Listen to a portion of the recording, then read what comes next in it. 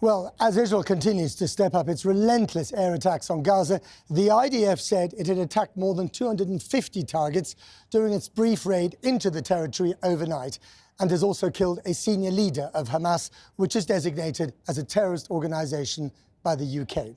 While UN agencies on the ground in Gaza say that fuel supplies are still urgently needed if they continue their humanitarian work. Our international editor, Lindsay Hilsum, has this report, and be warned, there are distressing scenes. Israeli armoured vehicles crossed into Gaza overnight, armoured bulldozers levelling the terrain. Footage provided by the Israeli Defence Force showed a column moving inside Gaza and firing tank shells.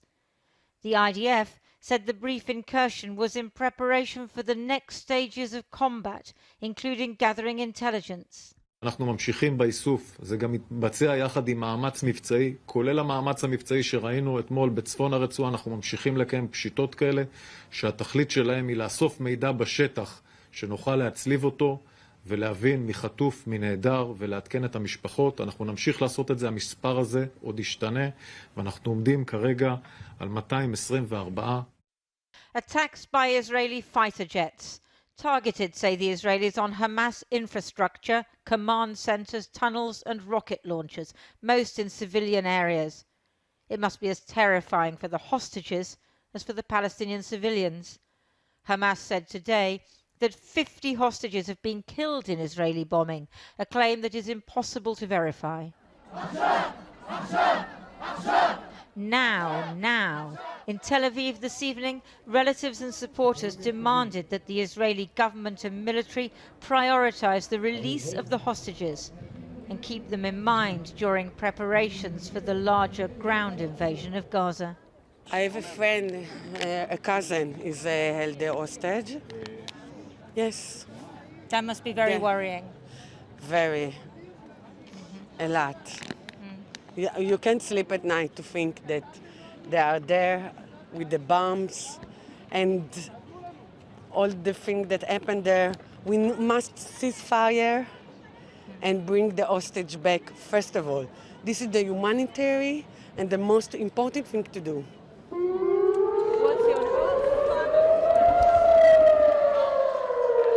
A reminder that Hamas is still firing rockets into Israel, that you must run for cover or hit the deck.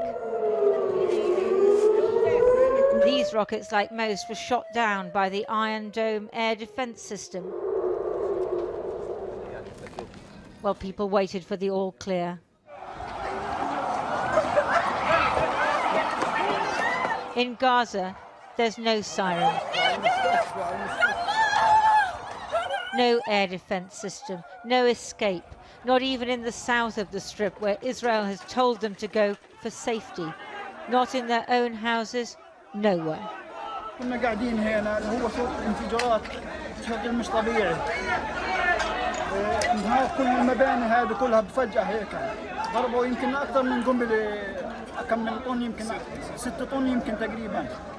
كله راح هذا كله اتدمر كله تحت في لسان قاد كثير لسه. The children of Gaza's world is literally collapsing around them.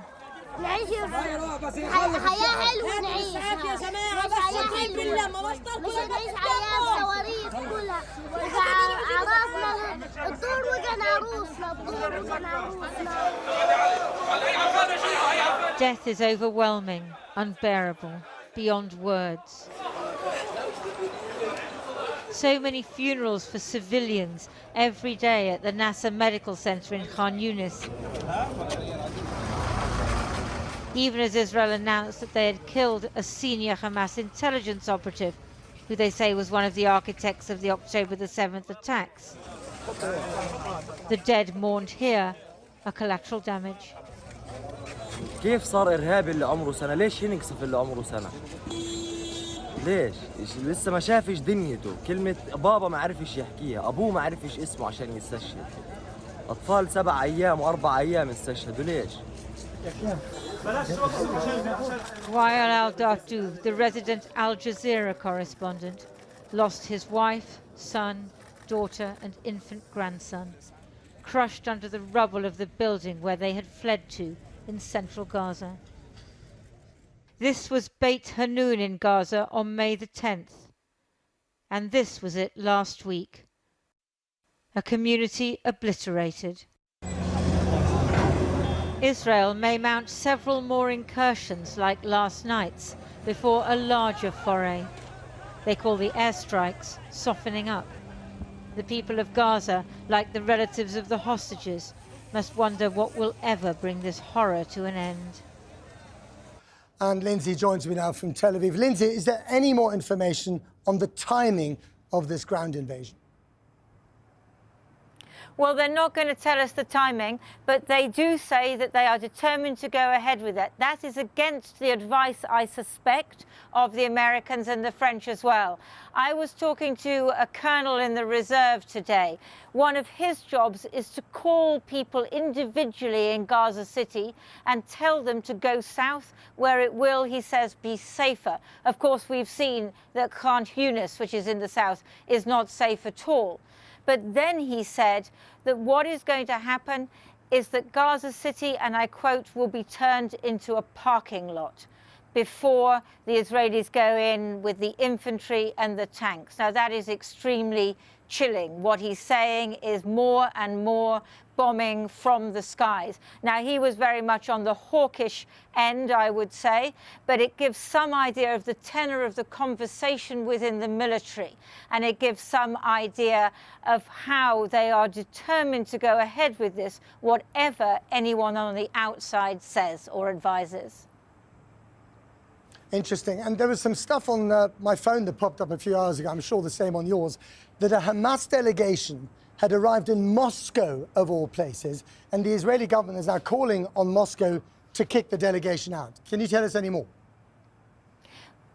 Well, this is very interesting because Israel actually has very good relations with Russia. Of course, there are a lot of Russian Jews who came here after the collapse of the Soviet Union. And although Israel rails against all the countries that have relations with Hamas or which have Hamas delegations in them, whether that's visiting Russia or based in Qatar or in Turkey, actually they will need those countries. They need those countries now in order to negotiate for some of those hostages to get out. In fact, one of the senior Israeli advisors to Benjamin Netanyahu the other day praised Qatar for what it was doing on hostages, even as others are condemning Qatar for keeping relations with Hamas. But in the end, there will not be a total military solution. There will have to be some kind of negotiation, even if it's a negotiation for surrender or a negotiation for Hamas leaders to go into exile. Countries like Russia, Qatar, Turkey, Egypt are going to be essential for that, whatever the Israelis say at the moment. Lindsay in Tel Aviv, thank you very much, as ever. Well, it's been more and more difficult for us to reach doctors inside Gaza. But earlier I spoke to Dr. Mohammed Abu Mugaisib, a medical coordinator for Médecins Sans Frontières there, and asked him what pressures the civilians are facing now.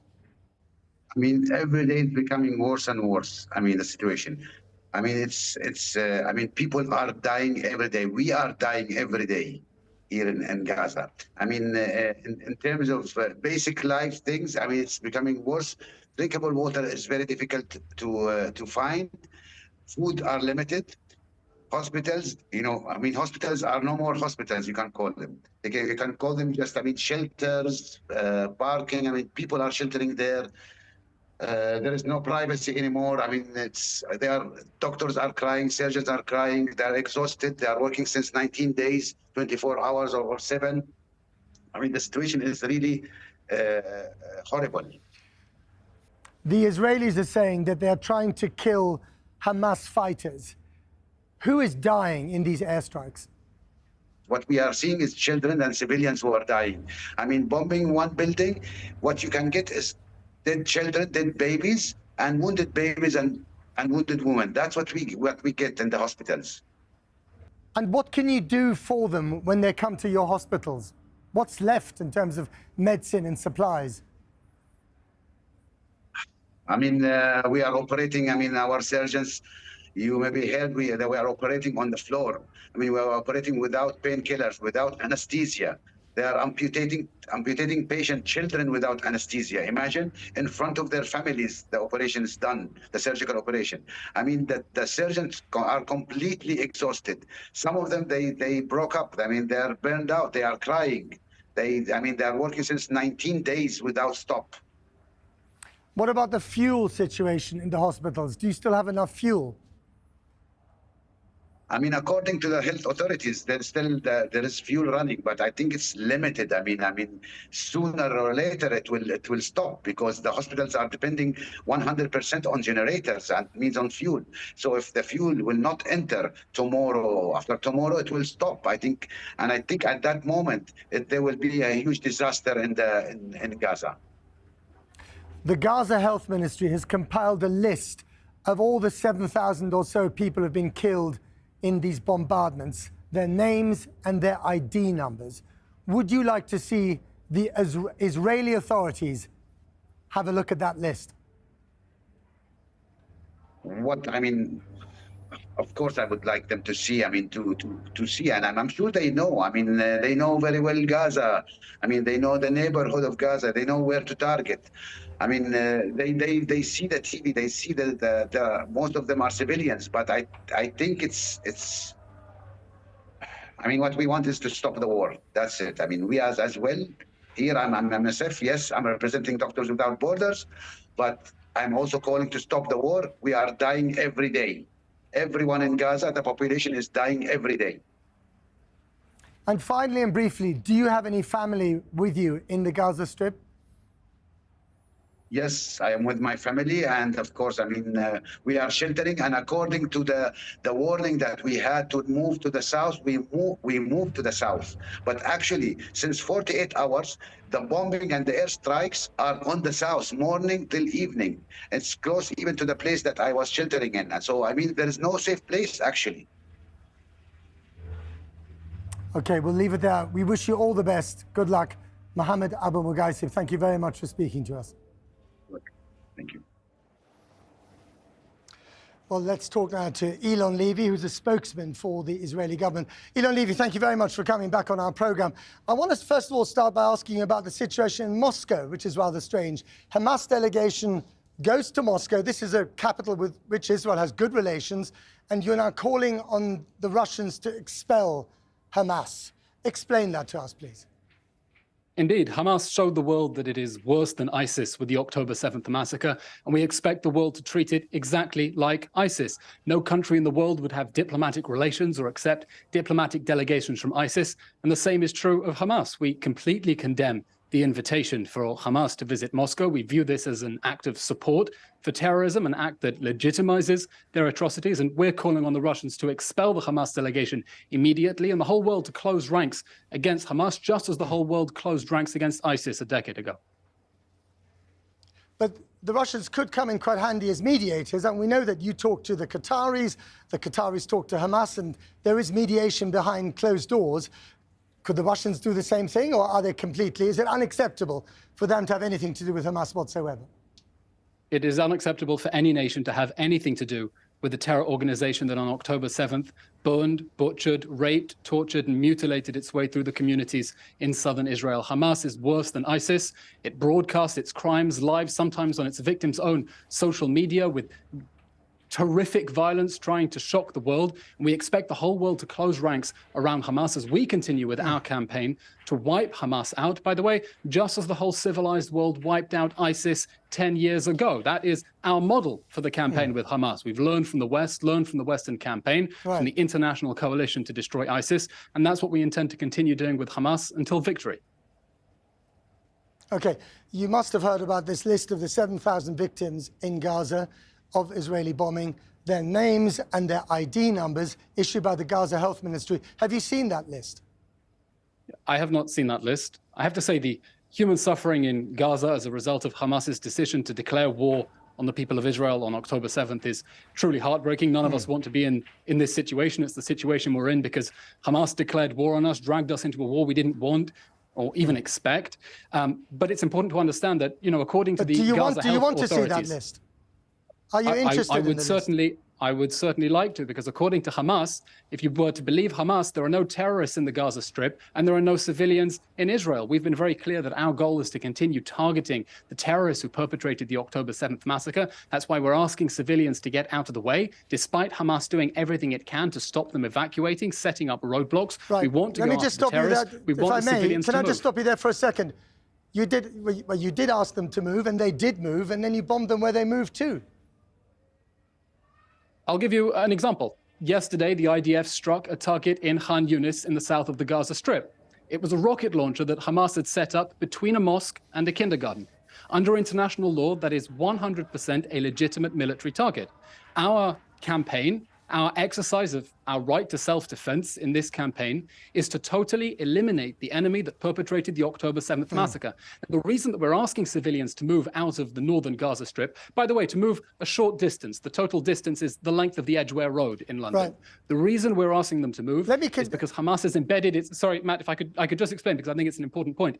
Hamas has embedded its tunnels deep underneath civilian areas. And that's why we're asking people to move, because Hamas has put them in danger, and we don't want them to be in danger. We want to hurt Hamas, not the people of Gaza. Have you ever, okay, let me ask you finally, have you ever considered the possibility that, like other extremist organizations, Hamas may want you to overreact, they may want you to fall in what could ultimately be a trap, and that this would be detrimental to Israel's image around the world and also ultimately to your own security, even if you manage to kill Hamas commanders? The attack that Hamas perpetrated on the morning of October 7th, when it murdered 1,400 of our people, tortured and it hurt more than 5,000 people, took 220 people hostage, was beyond the worst-case nightmare scenarios that anyone in this country could imagine. And we're determined not to go back to 6 o'clock on the morning on October 7th. We can no longer live beside an ISIS-like terror organization that feels free and emboldened to butcher, rape, burn, and behead our people at will. And that's why we're glad we're building an international coalition to wipe out ISIS, to wipe out Hamas, just as the civilized world wiped out ISIS, and we hope that civilians will indeed heed our warning, despite Hamas's best efforts to physically block them from leaving, which I don't need to say is, of course, a war crime. Okay. All right, got to leave it there. And we have documented, Elon Levy, the suffering of the Israeli people in great detail and spoken to the families of the bereaved and the kidnapped. Thank you very much for coming on the program. Now, because we cannot get access to Gaza ourselves, we can only get information about casualties from the Gaza Ministry of Health, which, like all government agencies there, is appointed by Hamas. Yesterday, President Biden cast doubt on their statistics, saying that no notion that the Palestinians are telling the truth about how many people are killed. In response, the Gaza Health Ministry has tonight published a list of the names, as you just heard, and the ID numbers of more than 7,000 people it says have died since October the 7th. And a warning, there are some distressing scenes from the start in Jonathan Rugman's report. This was southern Gaza this morning in the aftermath of an Israeli airstrike. It was reported that at least 15 Palestinians were killed. Few wars are better documented than this one, not least because the conflict has lasted for decades. But Gaza's health ministry, which issues the figures, is controlled by Hamas. And the Israelis have told President Biden that the overall death toll of over 7,000 Palestinians is not to be believed. What they say to me is I have no notion that the Palestinians are telling the truth about how many people are killed. I'm sure innocents have been killed, and it's the price of waging a war, but I have no confidence in the number that the Palestinians are using. No incident has proved more controversial than this. Hundreds were reported killed at the Al-Ali hospital last week. Hamas says it was an Israeli airstrike, but the Americans, British, Canadians and French say a malfunctioning Palestinian rocket was most likely to blame. And Israel also queries the number of dead. I see remains of fire. What I don't see is bodies. If 500 people were indeed killed here, or 471, which is the latest update from the Hamas-controlled Ministry of Health in Gaza, where were they here? American intelligence reckons between 100 and 300 died, still a terrible toll. But the Italians have gone with a far lower figure than that. We need to avoid the negative impact of propaganda. because that missile that was said to have caused 500 deaths, in reality, it was around 50. The hospital incident resulted in unusually large protests here in Jordan, and an Arab summit with President Biden was cancelled. But despite the controversy, the UN still uses the Gaza Health Ministry's casualty figures, as has the US State Department in the recent past. Our review of what the Ministry of Health figures are that they're generally reliable. When we've done our own independent investigations on particular strikes, we have found no major discrepancies in the data, that they've generally been consistent. The reason for that is methodologically, the Ministry of Health has access to data from hospitals and morgues that simply isn't available to other collectors of data. In 2018, we filmed the last major attempt to breach the Gaza border fence, in which hundreds of Palestinians were shot by Israeli snipers. There have been 29 major cases.